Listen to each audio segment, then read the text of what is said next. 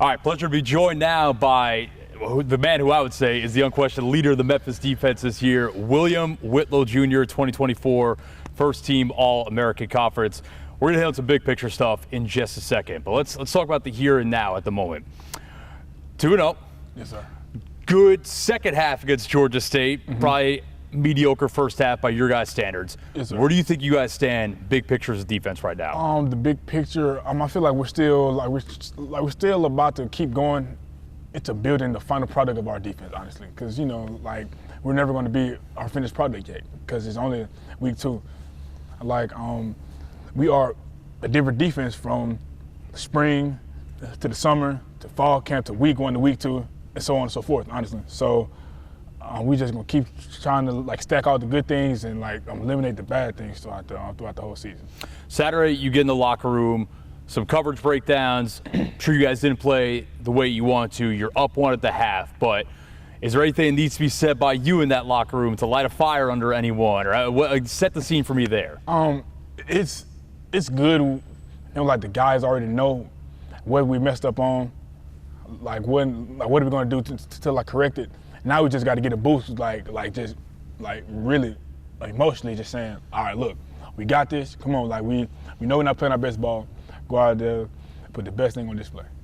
You have been here your entire collegiate career, going back to 2021 now. Yes, sir. Talk me through some of the early memories, though. Do you remember the first time you talked with a member of the coaching staff here, the first time you set foot on campus, all that stuff? The first time I stepped foot on campus was actually my stepsister was at a softball camp. And, okay. And my dad, he knew the Carlos Lachlan, yep. the running back coach at the time. So they was like, hey, y'all want to come look at the facility? We were like, yeah, come on. Then the D-line coach at the time, I forget his name, but he said, what's your name? I told him my name. He said, oh, okay. What year are you? I said, this is my junior year. He said, okay. Then he looked at my film, and I got a call back, said, hey, bring your son back over here real quick. We trying to talk the stuff over with him. I'm like, okay, bet. So we was like, okay. Then they didn't offer me on the spot, but because I think they kind of knew that we was about to go into coaching change at the time. And as soon as the new staff was brought in, Coach Kyle Pope offered me on the spot. He called me and said, hey, I want to let you know that you have an offer from University of Memphis. I'm like, okay, bet. Okay. So this was basically as soon as Silverfield took over for Norvell, you had it. Yes, sir. Essentially.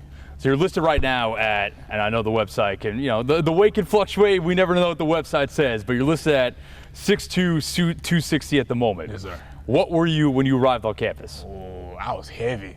Really? I was heavy. So you dropped weight? Yeah, I was heavy. Because, when you're coming into college, you're just trying to be as strong as you can be. Yeah. So I got up to almost 270 at the point. And I was built big, but as far as running, I was struggling. So I lost all that weight. I got down to 245. Okay. I gained it back. I'm in the right ways, and here I am today. So the college conditioning is a little bit different than the high school. It's a lot different, I tell you that. A lot different. Big picture, when you look at your 5-year journey, in your own words, how do you describe the progression and the growth you've made on the field throughout that time? The progression I've made, honestly, steady, man. Just honestly, because you can't rush it. If you rush it, then you'll be able to you'll start trying to cut corners, stuff like that. You really just gotta be steady. Just gotta keep building on year by year by year, honestly. Who are some of the biggest influences on you during your time here? Coaches, teammates, maybe support staff that people on the outside don't know about? Who comes to mind there? Coach Tokards, Ms. Lauren Hillman, who else was it? Coach Brad Salem been on me. Yep. Coach Hankins, every line, Coach Myers been on me. Honestly, everybody has honestly poured in from day one. Because obviously we come in as a freshman, you're not going to be just this pro at everything. So as the time had went on, and they saw me play, they was like, okay, he has potential on the field, but off the field, we got to get him going. So everybody really was just really on me bad, especially, and I'm gonna give huge thanks to Miss Lauren Hillman. I ain't gonna lie, because Miss Lauren has saved me a few times, just like mentally. I'm like, yeah, I'm glad she was in my corner. Just like someone you can confide in, really. Thanks. Talk to me about playing for Hank, because here's the thing with Hank. He gives press conferences, and that's what most of the outside world sees of him. And he's good at giving the coach speak answers. But you talk to him off to the side, he's one of the coolest people to talk to in the building. And I can only imagine, that's just what I see. I can only imagine what it's like to be behind those walls with him. Man, I love Coach Hank, man. I'll run through a wall for Coach Hank, I ain't gonna lie. Cause it's like he actually knows how to pull the best out of his players, honestly. Like I kid you not. He knows the exact button to press to get you going, but not put you too far over the edge where you're playing out of your mind, like you just like reckless.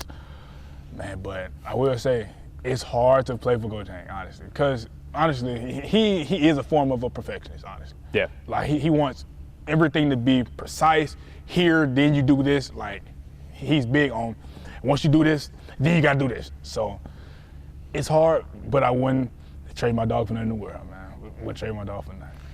As I mentioned before, last season you earned First Team All-Conference honors. What did that mean to you?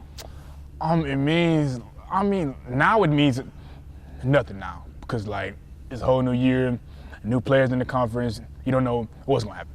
But last year, it kind of was a boost to my confidence, because I'm like, okay, like my work is not going unnoticed, and like I feel like I'm starting to like really grow as a man. So like now I'm like, okay, apparently I'm growing as a football player too. So it was a great moment for me, for sure. And it's crazy because like we was at practice, and Coach Searfield, he pulled me aside. He like, hey, Whit, I want to be like the first to like tell you, but like congratulations. I'm like, on what? He said, don't worry about it. When you get to your locker, you'll see it. I just left you on the cliffhanger. And what was crazy, I went up there. I ain't even make it to my locker yet. I'm in like the mud room. I'm taking off like the tape, like my cleats and all that. And like two of my teammates, Donovan Neville and Joshua, they come out to like the locker room. Oh, Whit, congratulations! I'm like, what y'all talking about? And they said, bro, you made it look like first team. I'm like, wow, for real? They're like, yeah. And it's crazy because like on like the D-line last year, we had PJ Lucas and Javon Dennis. And I remember we was all at the house. We was watching like Thursday night game. We all at the house chilling. I'm like, dog, bro, man, I don't know if I'm getting nothing this year. They like, bro, what?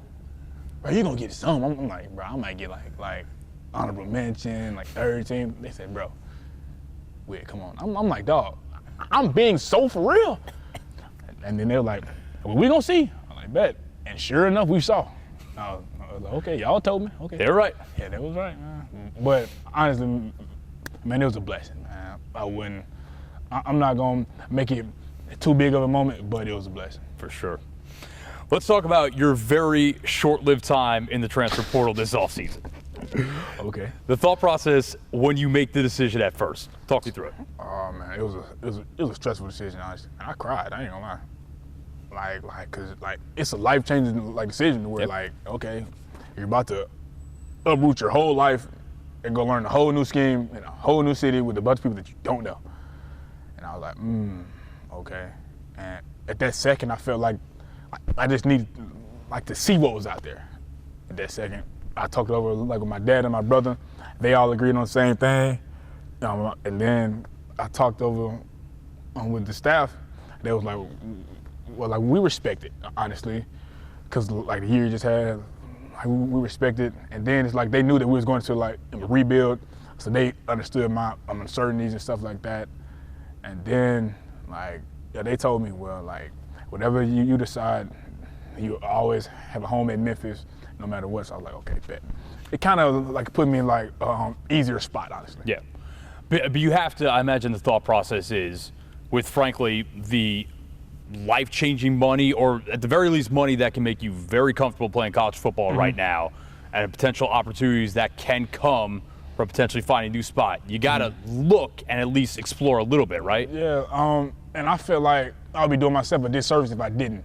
Yeah. So I feel like I did the right thing by at least seeing what was out there, testing the waters and all that. And it turned out good for me, honestly, because I didn't expect me to get those big time schools and nothing like that. I didn't expect that, honestly. But I kind of got a sense of like where like the nation like viewed me as a player, and not as far as just Memphis. Like because I knew I was a very important piece of this Memphis defense, but I didn't know that other schools in the nation would view me as a very important piece to their defense. I'm like, okay, bet. So how quickly did you realize, I'm not so sure about leaving? What was it? I was in Nashville. I was driving up to Nashville, and like I was on the phone with my mom. All the time to think in the car too, right? Yeah, that's like a 3-hour drive from Montgomery. I'm like, bet, I'm finna just go chill in Nashville. Like, and before I was in Nashville, like me and my mom, we went out to eat and stuff like that. She was like, well, Whit, I feel like you need to be in Memphis, but it's your decision. I love you no matter what. I'm with you, I'm 100%. And I was like, okay, thanks, Mom. And I left, started Nashville. I'm talking about like middle of the night, drove. Like, I feel like a good hour. Like, I'm big on music. I didn't even listen to music for like an hour. I'm like, okay. I'm just just you and your thoughts, that's it. it. Me and my thoughts. And I was like, okay, bet. That's where I need to be. Yeah, so I left Nashville. I was supposed to drive back to Bama. I came straight here. And I think Myers called me first. Okay.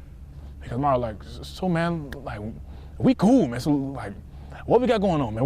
What's it gonna be? I told him like, I'm coming back. He was like, for real? I'm like, yeah, I'm coming back. He said, man, I was not expecting to hear that. I was like, yeah, man, I'm coming back. He was like, okay, bet, let's do it. So, if you had to boil it down, and I know it's probably tough, to one or two things, why you came back, what would you say? The championship and just the culture, honestly.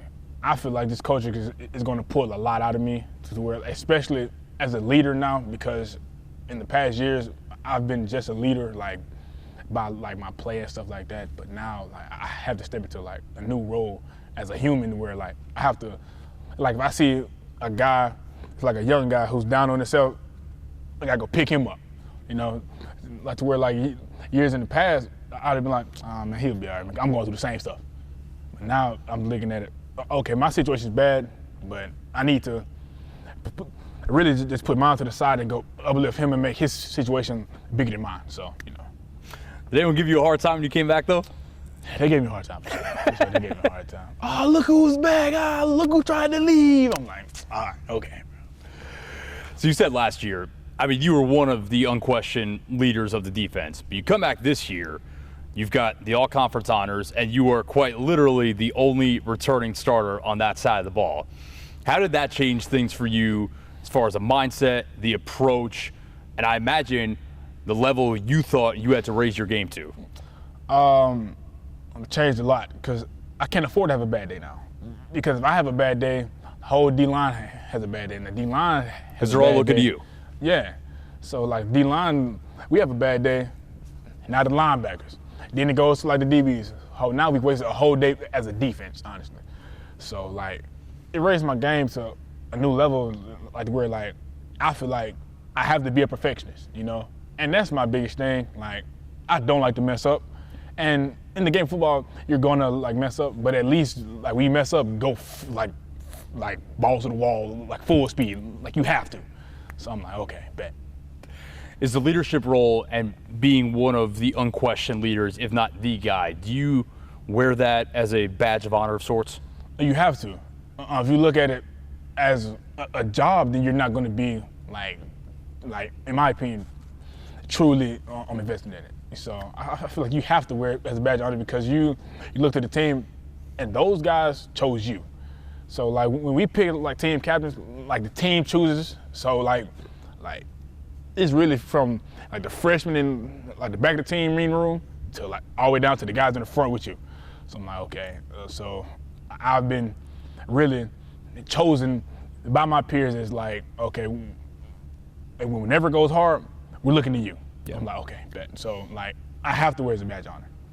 Goals for this year, individual and team, hit me. Team goals, we gotta win a championship.